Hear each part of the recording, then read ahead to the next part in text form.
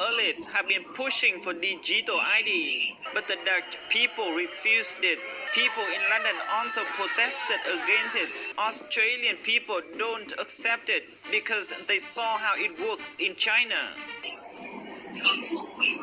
The Chinese state had taken surveillance to another level. Chinese police could stop people in the street and plug their phones into data-ripping devices that extract contact lists, photos, videos, emails, and social media posts. The latest versions of phones are harder to crack, but policemen can simply demand citizens to unlock them. In China, it's considered extremely unwise to refuse.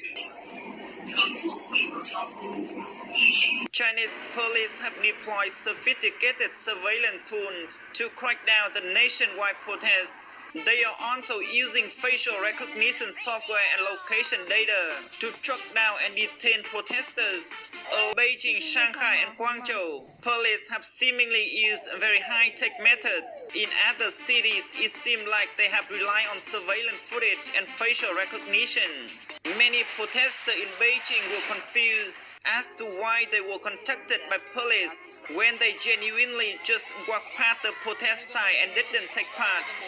So we may see a few more brave people protesting on the streets in the coming days. But we know the authorities are starting to crack down. It's already game over. Now the Chinese companies are forced by law to ensure compliance. Tech giants like Tencent and Alibaba now have access to far more information than their Western rivals, and they have to share it with the government. In China, people must register their phone number and national ID in order to access online services, including social media.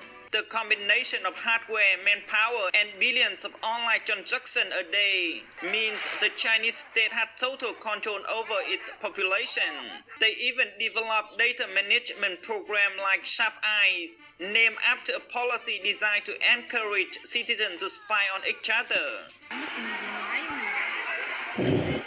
Protests and expression in dissent in China are happening both online and offline because after a long time of lockdown, many people cannot make ends meet anymore.